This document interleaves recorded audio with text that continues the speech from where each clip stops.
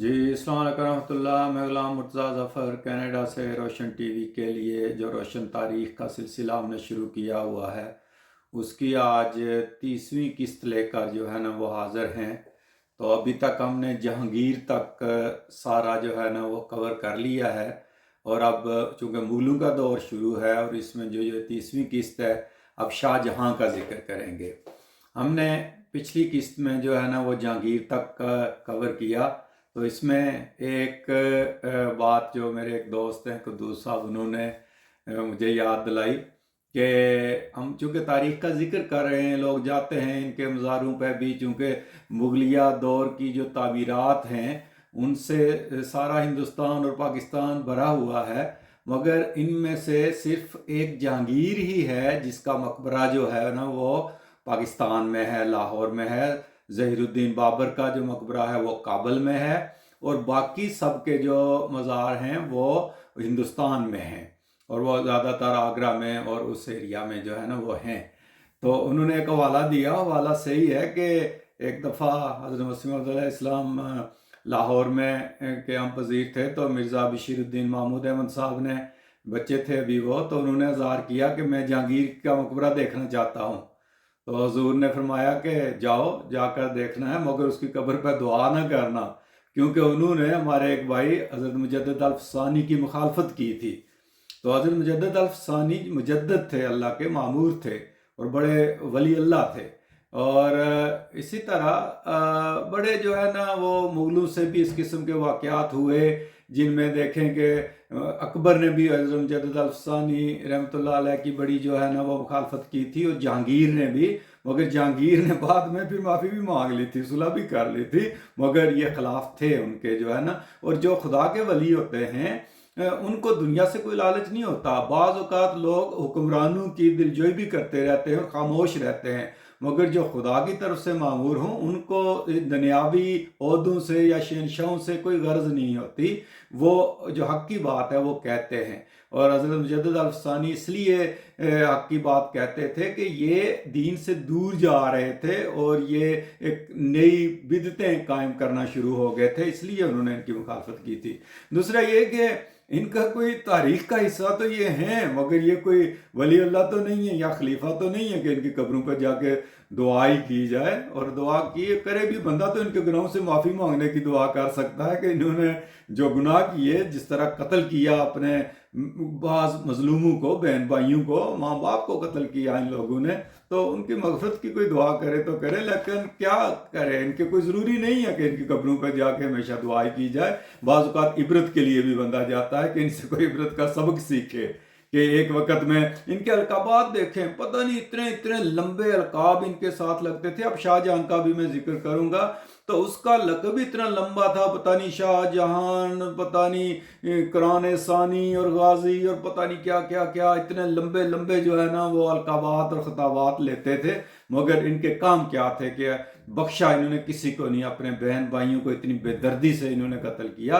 मगर चूंकि ये तारीख़ है और तारीख़ में ये चीज़ें बयान करनी ज़रूरी हैं, जिन्होंने इबरत पकड़नी होती है वो इबरत पकड़ते हैं, और जिन्होंने इसको किसी गलत रंग में लेना होता है या अपनी ताकत बढ़ाने के लिए उसी राह पर चलते हैं, वो फिर उसका खमियाजा भी भुगत लेते हैं।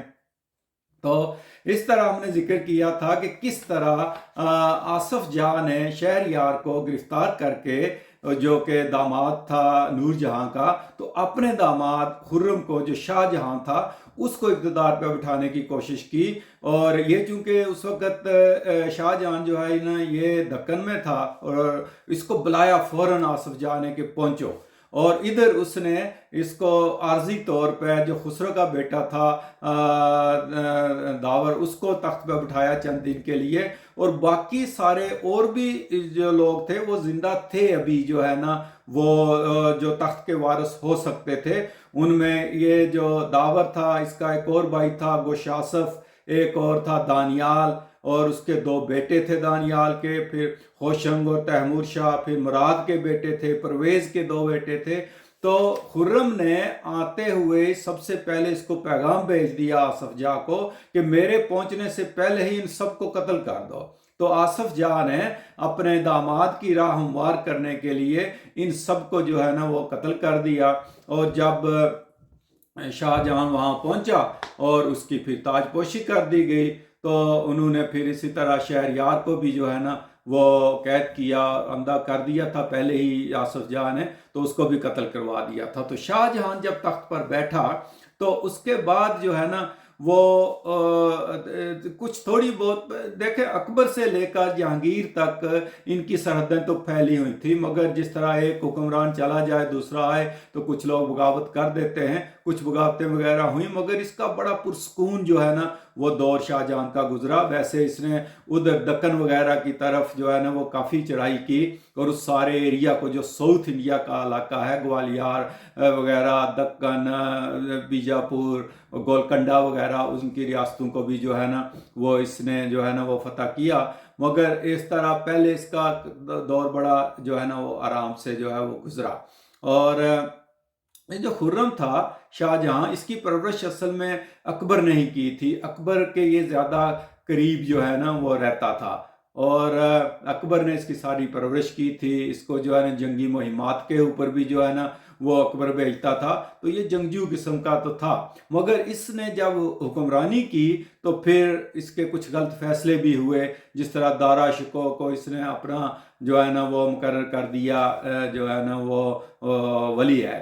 तो इसकी जो शादी मुमताज़ अर्जमंद बानो थी, आसफ जाह की जो बेटी थी, उसको मुमताज़ महल का नाम दिया गया। वो 3 साल के बाद फौत हो गई इसका हुक्मरान बनने के बाद। तो इसको बड़ा गमगीन हुआ, ये बहुत प्यार करता था उससे, रोता रहता था। और उसके बाद फिर इसने आर्जी तौर पर मुमताज़ महल को जो है ना वो बुरहानपुर में दफन किया था अमानतन, और फिर एक मकबरा बनाया था, ये ताज महल जिसको कहते हैं। इसको 20 साल कहते हैं लगे थे बनाने में। तो इस शायान शान किस्म का इसने जो है ना ये मकबरा बना के फिर उसको जो है ना वो उसकी लाश ला के यहाँ दफन की थी, खुद भी इसी में दफन हुआ बाद में। तो इस तरह जो है वो मुमताज़ महल को बहुत याद करता रहता था। तो इसने अपना सारा निज़ाम जो है ना अपने ससुर को, आसफ जाह को वज़ीर आज़म बना दिया।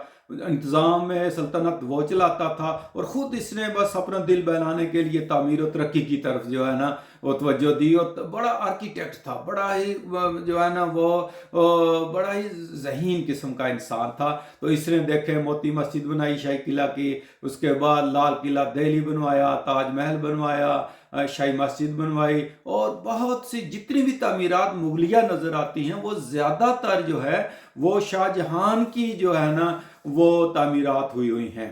तो उसके बाद ये हुआ कि इसने वैसे अपने बेटों में तकसीम कर दी थी जो है ना वो सारी सल्तनत, और सारे बेटे मुमताज़ महल के ही पेट से थे। कहते 14वें बेटी की पैदाइश होते हुए बेचारी फौत हो गई थी। 14 बच्चे उसके थे, और उनमें ये 4 जो है ना ये शहजादे थे, जिनमें सबसे बड़ा दारा शिकोह था, उसके बाद जो है ना शुजा था, फिर औरंगजेब था, फिर मुराद जो है ना वो। इस तरह ये 4 भाई थे, और 3 बहनें जो जिंदा रहीं, वो एक का नाम जहां आ रहा था, एक का रोशन आ रहा, एक का जौहर आ रहा जो है ना ये नाम था इसका। तो अब ये हुआ कि इसने अपने बेटों को जो है ना वो अपनी सल्तनतें जो है ना वो तकसीम कर दी थी। यानी दारा शिकोह को जो है ना वो तो इसने पंजाब का एरिया जो है ना वो दिया था, और औरंगजेब को दक्कन का दिया था, शुजा को जो है ना वो बंगाल का दिया था, और मुराद को जो है वो गुजरात का इलाका जो है ना वो दिया था। तो जब ये तकसीम हो गए तो उसके बाद एक दफ़ा ये बीमार हो गया जो है ना वो शाहजहां। तो दारा शिकोह को इसने अपना वली अहद मुकर्रर कर दिया, और सल्तनत का जो अमूर थे सारे वो दारा शिकोह ही चलाता था। और ये इसीलिए दारा शिकोह को दूर नहीं भेजता था, बाकी सारे बच्चों को इसने जंगी मुहिमात पर भी भेजता रहा। तो इसको प्यार की वजह से, या इसको वली अहद बनाना चाहता था, शहनशाह इसको बनाना चाहता था, तो इसको नज़दीक रखता था। मगर उसका नुकसान ये हुआ कि ये जंग नहीं करता था, इसको पता नहीं था कि जंगी चालें क्या होती हैं। और जबकि औरंगजेब वगैरह बड़े चालाक थे, उनको ये जंगी मुहिमात में भेजता था, और वो बड़े मंजे हुए थे, और उनके पास फौज की एक खासी तादाद थी, और वो बड़े मुनज़्ज़म हो गए थे। तो इस तरह जो है वो फिर जब ये दारा शिकोह को नायब बना दिया गया, تو بغاوت کر دی باقیوں نے. گجرات میں مراد نے جو ہے نا وہ آزادی کا اعلان کر دیا، بنگال میں شجاع نے کر دیا.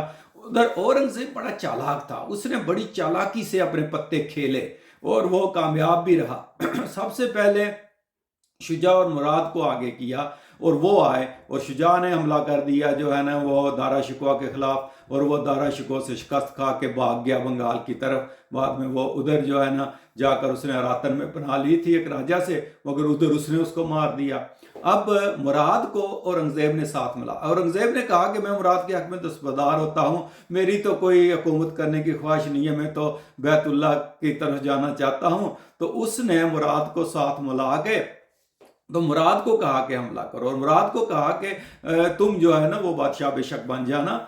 تو اس نے مراد نے یہ غلطی کی کہ اپنی فوج اس میں ضم کر دی اورنگزیب کی فوج میں، اور حملہ کیا. اس نے جب حملہ کیا تو اورنگزیب بھی اس کے ساتھ تھا، تو انہوں نے آگرہ کا اور دلی کا محاصرہ کر لیا. دارا شکوہ نے مقابلہ کیا مگر وہ بھاگ گیا، وہ کمزور تھا. اور انہوں نے پھر کیا کیا کہ قبضہ کر کے شاہ جہاں جو پہلے بیچارہ بیمار تھا، ریکور تو ہو گیا تھا، مگر اس کو قیدی بنا لیا، اس کو یرغمال بنا لیا. اور پھر اورنگزیب نے کمال مہارت کے ساتھ جو ہے وہ مراد کو واپس جو ہے نا وہ بھیجا بنگال میں اور وہاں گوالیار میں، اور وہاں اس کو قتل کروا دیا، مروا دیا. تو پھر اب رہ کون گیا؟ ایک دارا شکوہ رہ گیا تھا پیچھے، وہ بھاگا ہوا تھا، ویسے ادھر لاہور میں تھا. اس نے اپنے باپ کو یرغمال بنا لیا. خفیہ طور پہ شاہ جہاں نے مدد بھی بھیجی جو ہے نا وہ خزانے کی دارا شکوہ کو. اس نے ایک دفعہ پھر حملہ کیا جو ہے نا اس کے خلاف، اورنگزیب کے خلاف، مگر پھر وہ شکست کھا گیا. اور پھر اورنگزیب نے گرفتار کر لیا دارا شکوہ کو، اور دارا شکوہ اور اس کے بیٹے سفر شاہ کو جو ہے نا وہ کہتے ہیں خارش زدہ ہاتھی کے اوپر بٹھا کے سارے دلی میں گھمایا گیا. اور پھر اس نے فتویٰ لیا کہ یہ جو دارا شکوہ ہے یہ مرتد ہو گیا ہے، یہ مذہب سے منحرف ہو گیا ہے. تو اس کو قید کیا، قتل کیا، اور اس کا سر کاٹ کے تھالی میں رکھ کر کہتے ہیں اپنے باپ کو شاہ جہان کو پیش کیا تھا. تو شاہ جہان کو گرفتار کیا رہا، بڑا 9 سال بیچارہ کے 8-9 سال اس نے ایک خواہش ظاہر کی کہ مجھے پھر آگرہ کے قلعہ میں رکھو جہاں سے میں تاج محل کو دیکھتا رہوں. تو وہ کہتے ہیں وہاں روتا رہتا تھا بیچارہ، اور وہاں اس کی بیٹی جہاں آرا اس کی دل جوئی کرتی رہتی تھی. مگر ایک دفعہ اس نے خواہش کا اظہار کیا اورنگزیب سے کہ مجھے کم از کم کچھ بچے بھیج دو، میں قرآن مجید پڑھاتا رہا کروں، مگر اس نے وہ بھی نہیں بھیجے تھے. تو اس نے کہا کہ میرے باپ کے ذہن سے ابھی تک بادشاہت گئی نہیں ہے. تو اس طرح بڑے ہی قسم پرسی کی حالت میں اپنے باپ کو وہاں قید رکھا. شاہ جہاں نے دیکھیں تخت طاؤس بنوایا، اتنی تعمیرات کی، لیکن بعد میں ہوا کیا کہ جب وہ آیا تخت کے اوپر شاہ جہاں تو کتنے قتل و غارت کر کے آیا. اور جب وہ گیا تو دیکھیں اس کے اپنے بچے نے کیا کیا اس کے ساتھ، کہ اس کو قید رکھا اور دوسرے بیٹوں کا سر کاٹ کے اس کے سامنے جو ہے نا وہ پیش کیا. تو ہم اگر اپنی تاریخ کو دیکھیں تو ہم تو اورنگزیب کو پتہ نہیں کہتے ہیں جی ٹوپیاں سی کر گزارا کرتا تھا، قرآن مجید لکھ کر گزارا کرتا تھا، مگر یہ جو ہے نا سب ایگزیجریشنز ہیں. اصل میں دیکھا جائے تو یہ سب ظلموں کی داستانیں ہیں کہ جو انہوں نے جو ہے نا وہ رقم کی، کہ ورنہ اتنا ظلم کوئی نہیں کرتا. قید کر لیتے ہیں لوگ، جیل میں ڈال دیتے ہیں، مگر یہ نہیں کہ اتنی بے دردی سے جو ہے نا وہ قتل کر دو اور اپنے باپ کے ہوتے ہوئے بھی اس کو معزول کر کے خود جو ہے نا وہ بادشاہ بن جاؤ. مگر اسی طرح اورنگزیب نے جو ہے نا وہ کیا، اور اورنگزیب پھر جو ہے نا وہ سیاہ سفید کا مالک ہو گیا. اور اس کے بعد جو ہے نا اس نے پھر وہ فتاوی جو ہے نا عالمگیری اور وہ جو ہے نا وہ لکھے. اور اس کے بعد اب اورنگزیب کا جو آگے دور چلا، پھر اورنگزیب کے ساتھ کیا کیا ہوئے واقعات وہ آگے چل کر جو ہے نا وہ بیان کریں گے. مگر اس طرح شاہ جہان کا جو دور ہے وہ اس کی ابتدا بھی کوئی اتنی اچھی نہیں تھی اور اس کی انتہا بھی کوئی اتنی اچھی نہیں تھی. تو شاہ جہاں جو ہے نا وہ اس طرح وہاں اپنی بیگم کے تاج محل کو بنائے ہوئے دیکھتے دیکھتے جو ہے وہ فوت ہو گیا تھا. اب شاہ جہاں کی ایک بیٹی جہاں آرا وہ بیچاری جل گئی تھی، اور اس کو علاج کرنے کے لیے ایک مارٹن، ڈاکٹر مارٹن کو بلایا تھا، صورت میں تھا اس وقت. دیکھیں انگریزوں کا اور پرتگالیوں کا عمل دخل شروع ہو گیا تھا ایسٹ انڈیا کمپنی کا جہانگیر کے دور میں ہی. مگر دیکھیں اس ڈاکٹر نے آ کر جہاں آرا جل گئی تھی اصل میں، تو اس کا علاج کیا. شاہ جہاں نے اس کو کہا کہ مانگو کیا مانگتے ہو. तो अगर वो कोई ज़ाती चीज़ मांगता तो अकबर उसको जागीरें हर चीज़ दे देता, मगर उसने क्या कहा, उसने कहा मुझे ये चाहिए कि आप हमें तजारती मराहत दो हिंदुस्तान में और मायदा करो हमारे साथ कि हम यहाँ तजारत कर सकते हैं। तो उसने कर दिया। तो ये थी ईस्ट इंडिया कंपनी का पहला कदम जो हिंदुस्तान में आया। और उस देखें डॉक्टर मार्टन ने किस तरीके से उससे कौमी मफाद की एक चीज़ मांगी, जहां उन्होंने आगे चलकर पूरे हिंदुस्तान पर कब्जा कर लिया था। उसने अपनी ज़ात के लिए नहीं देखा। आजकल के हमारे जो लीडर हैं वो क्या करते हैं कि अपनी ज़ात को पहले रखते हैं कि हमारी ज़ात का क्या फ़ायदा होगा इसमें, और उसके बाद कौमी मफाद को पीछे छोड़ देते हैं, इलाकाई मफाद को पीछे छोड़ देते हैं। तो इस तरह ये शाहजहां की कहानी ख़त्म हुई। आगे औरंगज़ेब का किस्सा बयान करेंगे।